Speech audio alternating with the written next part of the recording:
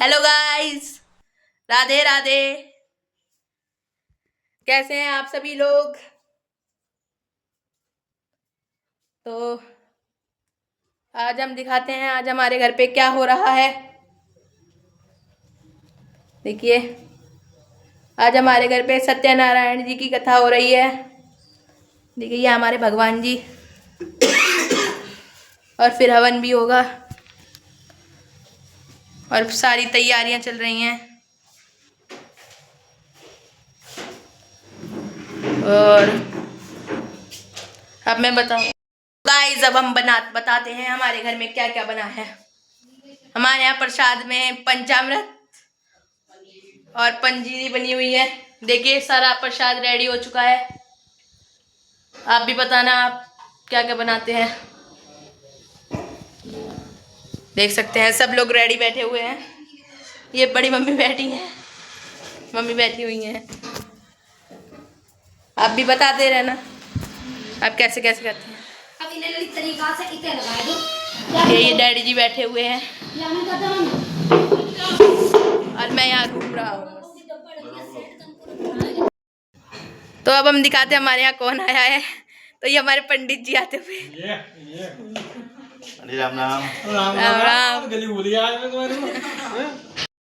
ये देखिए, वार्तालाप चलता हुआ। हमारे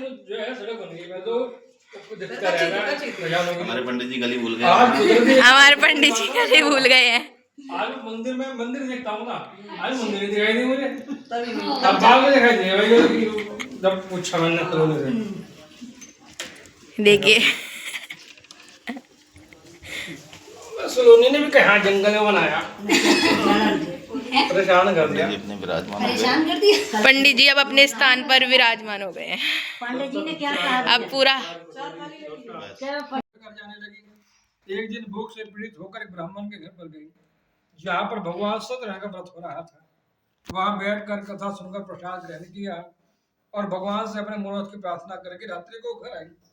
तब कलावती की माता ने पूछा कि पुत्री, तुम कहाँ थी और क्या सोच रही हो? ऐसा वचन सुनकर कलावती कहने लगी, हे माता, आज एक ब्राह्मण उत्पत्ति व्रत ने अपने भाई बंधुजनों सहित विधि पूर्वक भगवान सत्यनारायण का व्रत किया और प्रार्थना करने लगी, हे भगवान, मेरे पति और दामाद घर में उतना शीघ्र आ जाए, और हे भगवान, मेरे पति और दामाद को अपराध हो गया हो तो आप क्षमा करने समर्थ हैं। ऐसा बारंबार प्रार्थना करने लगी। तब व्रत से भगवान प्रसन्न हुए और राजा चंद्रकेतु को प्रभु ने यह स्वप्न दिखला कि हे राजन, हे साधु, अब आप लोग घर जा सकते हैं। ऐसा सुनकर वे दोनों राजा को नमस्कार करके कहने लगे, हे राजन, आपकी कृपा से अब हम घर जा रहे हैं। इति श्री स्कंद पुराणे रेवा खंडे श्री कथायाम तृतीय अध्याय। बोला श्री सत्यनारायण भगवान की जय। अगले अध्याय में सूर्य कहने लगे, हे ऋषियों, वह साधु व्यापारी यात्रा के पहले मंगल कार्य करके ब्राह्मण को दान देकर रत्नपुर नगर की ओर चला। उस व्यापारी के थोड़ी दूर जाने पर भगवान ने सन्यासी के बीच में आकर उससे पूछने लगे कि हे साधु, यह तुम्हारे नौका में क्या है? तब धन के मजे मत वाले वे दोनों व्यापारी उनका से मजाक करने लगे और बोले, हे सन्यासी, क्यों पूछता है? क्या तू धन चुराना चाहता है? हमारी नौका में तो लत्ता पतरादी है। इस तरह का निष्ठुर वचन सुनकर प्रभु ने कहा कि तुम्हारा ही वचन सत्य हो जाए, अर्थात तुम्हारी नौका में लत्ता पत्र हो जाए। ऐसा व्यापारी कहकर सन्यासी वहां से चले गए और कुछ दूर जाकर समुद्र किनारे पर बैठ गए। सन्यासी के जाने के बाद नौका को पानी के ऊपर उठे देखकर आश्चर्य करने लगे।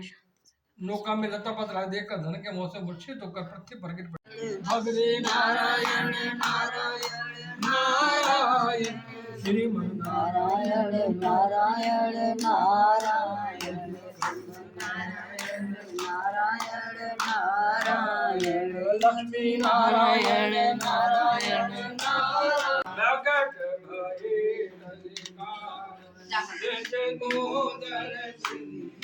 स्वामी को दर्श दियो, बूढ़ो ब्राह्मण बन कर, बूढ़ो ब्राह्मण बन कर, कंचन बैठी हो मैं लक्ष्मी रमना, दुर्बल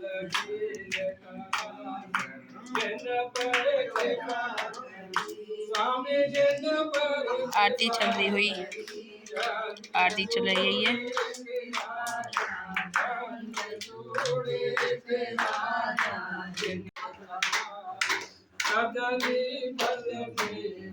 स्वामी कदली